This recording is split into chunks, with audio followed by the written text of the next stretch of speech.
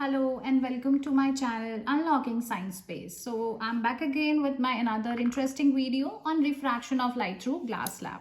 For that we need a wooden cardboard, a white sheet of paper, a glass slab, few thumb pins, few awl pins, pencil, eraser obviously, scale and a D protector. Okay, so let us start our activity.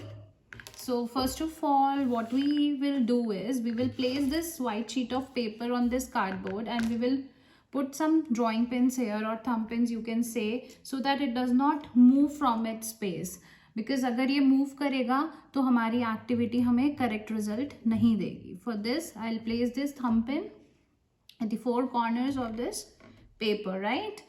And another thing, I'm done with it. Now I'll place this glass slab here on white sheet of paper. First thing is I'll trace this slab on this white sheet of paper like this, right? Now I'll remove this and I can mark these lines as A, B, C and D, right? Now next thing is, from this side CD which is opposite to me, I'll make one normal, not in just middle, थोड़ा side से पहले I'll make one 90 degree का line which is my normal, and I can mark it as N and N dash, right?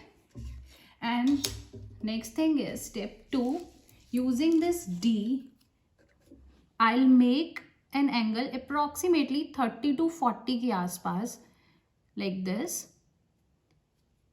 This is my 30 degree as you can see. I'll mark this line. I'll join this line and this is my incident ray. Incident ray. Okay, let me mark this point as O. Next thing is I'll place this glass slab again over here and जिस point पे मैंने incident ray बनाया है उस point पे I'll place my all pins. Important thing is it should be straight. अगर आपको problem हो रही है तो आप इसको रिमूव कर सकते हैं for the time being, and it should be at least from 1 to 2 centimetre के डिस्टेंस पे ये होना चाहिए. And place it again. And now from the opposite side, आप इस साइड पे आपने ऑल पिन्स लगाई हैं, ए बी साइड से आप इस साइड से इन पिन्स को देखेंगे and it should be straight. आपको जहाँ पे भी ये लाइन स्ट्रेट नज़र आ रही है आप वहाँ पे अपनी ऑल पिन्स लगा दीजिए. जैसे कि मुझे तो ये यहाँ आ रही हैं तो I have place these all pins here, right? It should be straight. Now next thing is आप इन पिन्स को हटा दीजिए और जहाँ पे भी आपको ये पिन्स दिखी थी वहाँ पे आप एक मार्क कर लीजिए. Now you can remove setup. आप अपना ये सेटअप हटा सकते हैं. Now next thing is जहाँ पे आपको पॉइंट्स दिखे हैं आप इन पॉइंट्स को लीजिए और जहाँ पे भी ये इस ए बी वाली साइड को इंसिडेंट कर रहे हैं, mark a straight line like this. It should cut A B side at some point. Now let me mark this point as O dash. अब इस पॉइंट ओ डैश से now you have to make one normal again. Let me mark it as N dash. Now we will measure this angle. अभी क्या हुआ, this was my incident ray. ये air से जब इस ग्लास स्लैब के अंदर गई है तो इट गॉट रिफ्रैक्टेड. रिफ्रैक्टेड का मतलब क्या हो गया, वो बेंड होगी. Now let me join these points O and O dash also.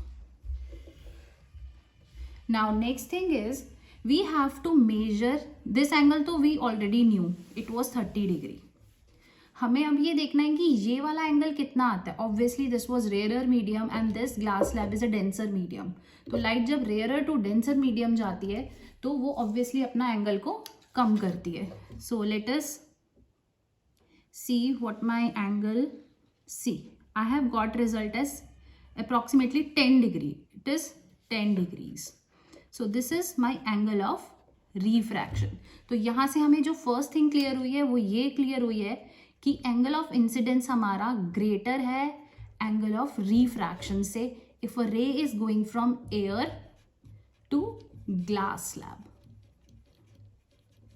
That is from a rarer medium to a denser medium. Next thing, अब आप ये वाला एंगल भी मेजर कर लीजिए. सी अगर आप अपने इसको डी को रखते हैं so the angle between these normal and the refracted emergent ray, this was refracted ray, this is emergent ray, जो आपकी बाहर emerge हुई है that is emergent ray. ठीक है, तो आप यहाँ से देख सकते हैं कि emergent ray का जो एंगल आया है that is also 30 degree. तो we will write angle E as 30 degree. This was my angle I which is 30 degree. तो यहाँ से हमें एक बात पता चली. First angle I is greater than angle R, first thing. Second, angle I यानी कि angle of incidence is equal to angle of emergence air. Third thing, अगर ये लाइट रिफ्रैक्ट ना होती तो ऑब्वियसली इस लाइट को ऐसे जाना चाहिए था, बट क्योंकि लाइट ने रेयर टू डेंसर मीडियम जाने की वजह से अपनी लाइट के एंगल को, अपनी स्पीड को चेंज करा, तो ऑब्वियसली उसकी डायरेक्शन में चेंज आया. और जो ये लाइट यहाँ आनी चाहिए थी बट रिफ्रैक्शन की वजह से यहाँ आई, तो इतना लाइट एक्चुअली में डिस्प्लेस हो गई है. It got displaced. तो हम इसको कहते हैं लेटरल डिस्प्लेसमेंट. राइट. सो हमें ये क्लियर हुआ कि लाइट एक्चुअली में रिफ्रैक्ट होती है through a glass slab. So thank you for today. Keep watching my videos. Thank you.